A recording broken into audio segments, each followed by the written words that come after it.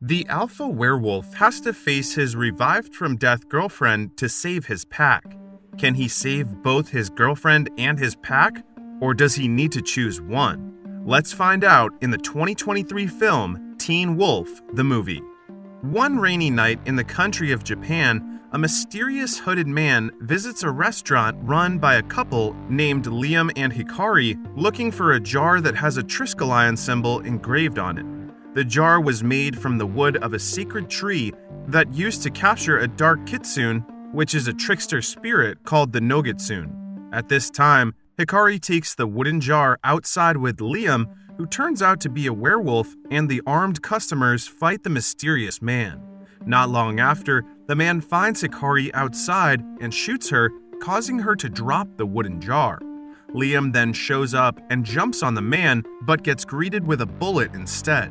Defeated, Liam and Hikari try to convince the man not to free the Nogitsune, but he does not listen to their plea. As he holds the jar, the Nogitsune inside orders him to open it. However, before doing so, the man makes a deal with the evil spirit, saying that they will both benefit from what he wants. The mystery man wants retribution against a man named Scott, an alpha werewolf who happens to be one of the people who trapped the Nogitsune in the wooden jar made from a magical tree called Nemeton. With their deal finally sealed, the mystery man opens the jar and a firefly flies out of it. Meanwhile, Scott is now running an animal shelter beside Dr. Deaton's veterinary clinic in Los Angeles. One night, Chris, the father of Scott's late girlfriend Allison, visits him. Chris talks about how his daughter always shows up in his dreams, and lately she starts whispering a word to him. And to his surprise, Scott utters the word Bardo, which happens to be the same word that Allison whispered to him. Scott says he was on the phone with a client a few days ago, but instead of writing the client's number, he ends up writing the word Bardo unconsciously. Bardo is a term that describes a state between life and death, and that is why Chris believes that Allison is still not crossing into the afterlife. Hearing this, Deaton, Scott's mentor on all things supernatural, states that Bardo is just a concept and they can't be sure if Allison is stuck between life and death. Yet, Chris is insisting that he wants to help her daughter through a ritual. He thinks they all need to go back to Beacon Hills so they can have certain information about this ritual. Also, it needs to be done during the incoming full moon, or they will never get another chance to try it again. Deaton expresses his doubts about it, but he leaves the decision to Scott, who at first is also uncertain. But when Chris shows him the sword that killed Allison, he decides to do it and calls a friend for help. The next day, Lydia, Allison's best friend, and a banshee seems to get some kind of vision and starts scribbling things on a bunch of paper. After that, she receives a message from Scott.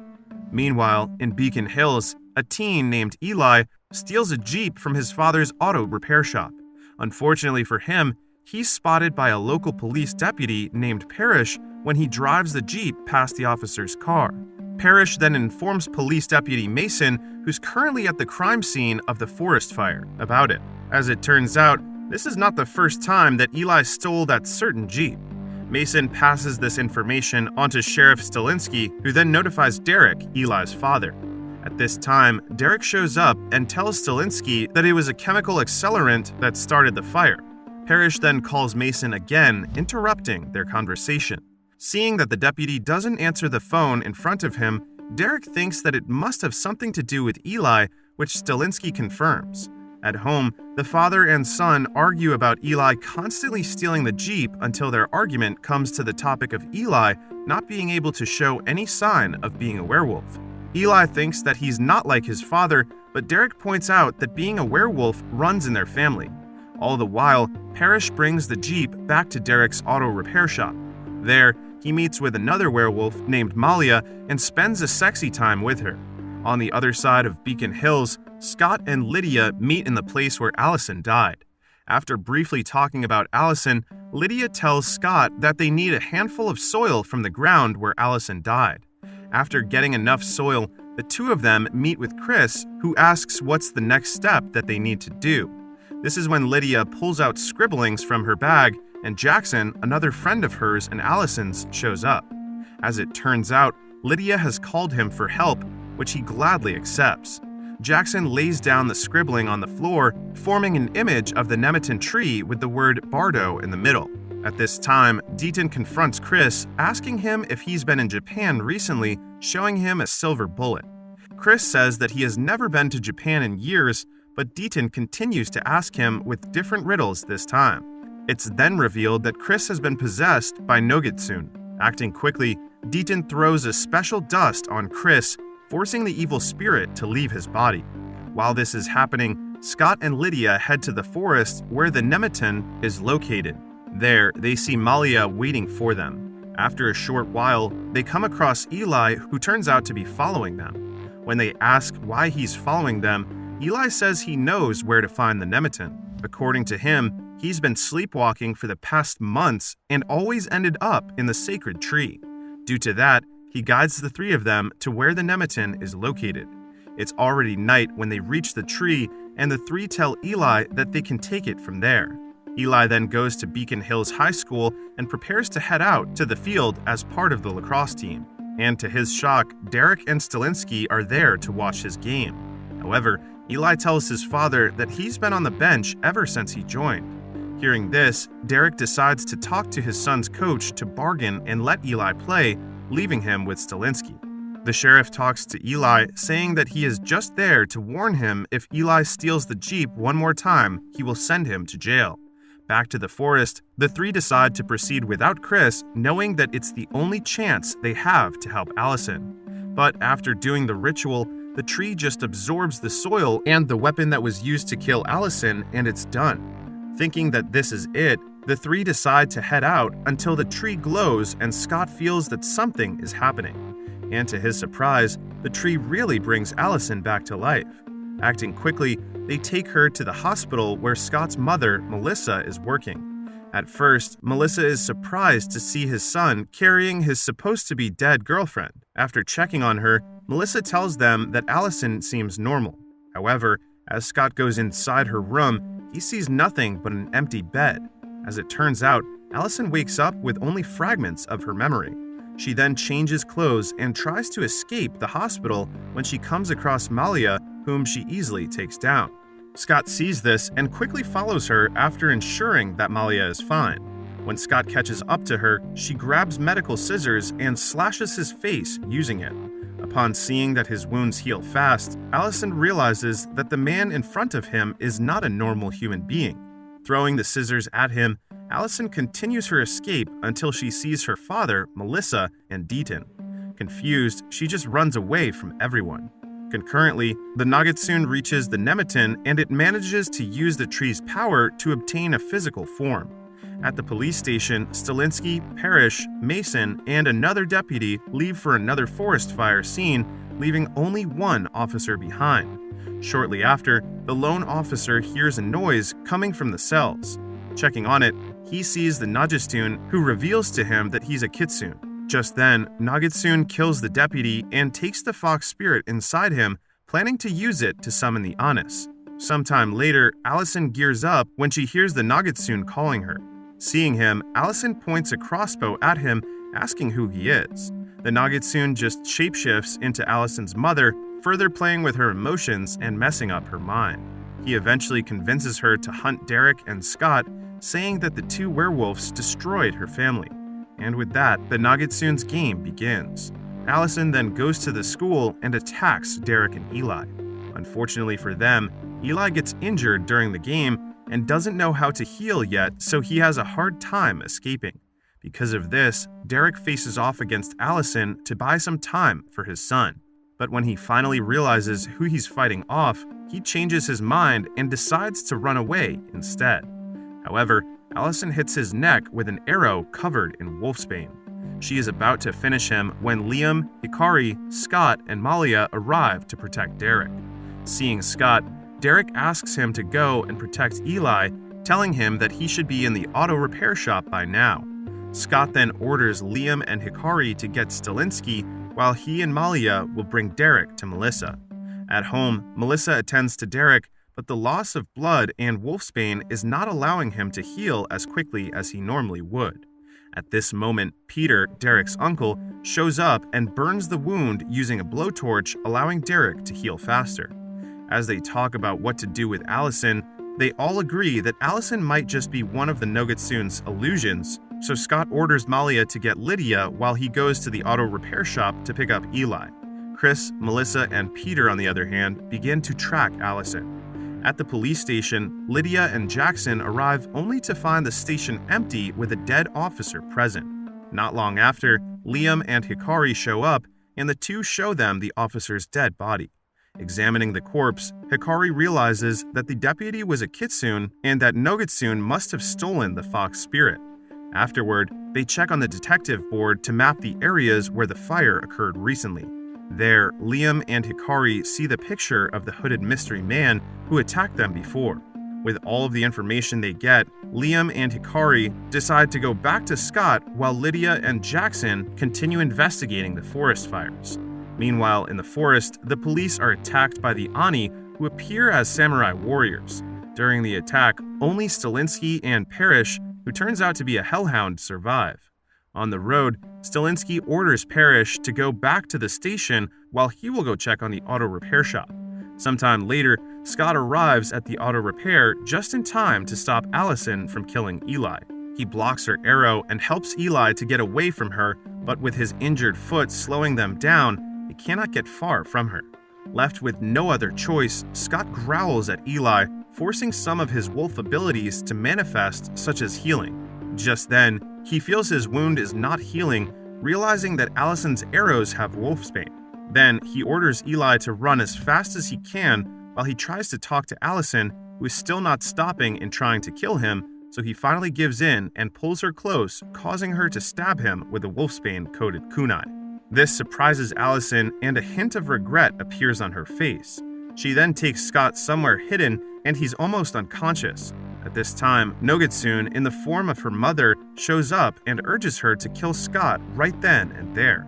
But something is telling Allison not to. She seems to be confused about who she truly is. A little later, Scott wakes up and convinces Allison to listen to him. Then, he throws her his wallet, showing her a picture of them together when she was still alive. Upon continuing to explain, Allison starts to remember her past little by little. Finally getting an understanding of who she is, she uses the flare to burn the wolfsbane poison out of Scott's wound. He screams in pain until his scream turns into a growl. Meanwhile, by good fortune, Eli comes across Stilinski as soon as he gets into the road. The two of them immediately get to Derek, but they cannot still rest easy as some Ani show up. The same attack happens to Liam and Hikari as well. And after these two separate fights, Derek, Eli, Deaton, Stilinski, Liam, and Hikari are all defeated by the Ani. Malia only survives as she removes the cover of the basement, allowing the sun to shine on the Ani. After that, she immediately goes to the station just in time for Parrish to arrive, and they inform Lydia and Jackson about what happened concerning the Ani. Later in the forest, Lydia, Jackson, Malia, and Parrish look around to find something that might make sense as to why the mysterious hooded man was burning in the forest. Malia decides to gather some weapons that have silver to fight off the Ani and takes Parrish with her. Jackson then sees that most of the trees burned are rowan trees. Hearing this, Lydia realizes that the mystery man is burning the woods to collect some mountain ash, a barrier, and also a gateway to a parallel dimension and their world. But the person who knows how to make the formula that starts the fire was supposed to be dead a long time ago. At the same time, in another dimension, Eli is woken up by Derek. Looking around, he sees that everyone is there, tied up. It is then revealed that when they perished earlier, they are transported to another dimension where the Ani can kill them for real. At this moment, they hear people cheering and screaming in excitement. This is when they realize that they are in a stadium where the finals for the lacrosse game are happening, just in a parallel dimension to it. Afterward, Nagatsun shows up and approaches Eli. At the moment, Scott's growl reaches the parallel dimension, causing Eli and the other werewolf to hear him. Hearing this, the Nagatsun throws Eli back into the real world in the middle of the lacrosse game. Then, Scott and Allison, who happens to be just in the stadium, head out with Allison looking for her father while Scott approaches Eli.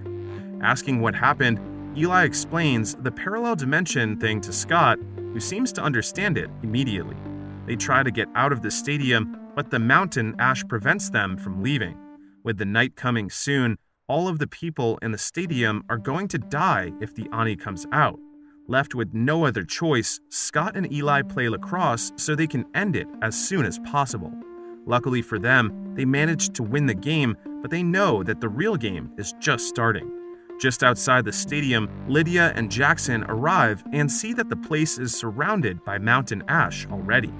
According to Lydia, Parrish is the only one who can break the barrier since he's a hellhound. At this moment, the mystery man who took the wooden bottle in the first place finally shows up and reveals himself to be Adrian, their chemistry teacher who bears a grudge against Scott and his pack, thinking that they left him as bait to die in the hands of a druid.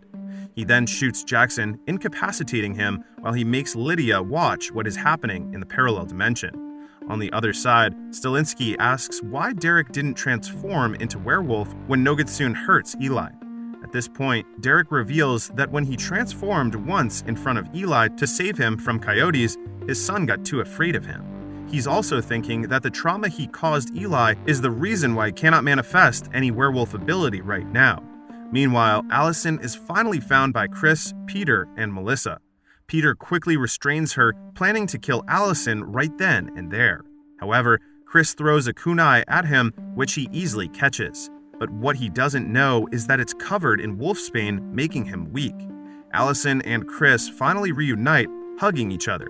Yet their reunion is cut short when black smoke appears out of nowhere.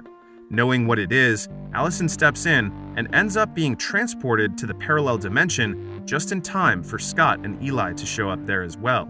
Together, Scott and Allison fight the Ani while Eli gets to his father to free him, but the Ani just keep on respawning, tiring Scott and Allison.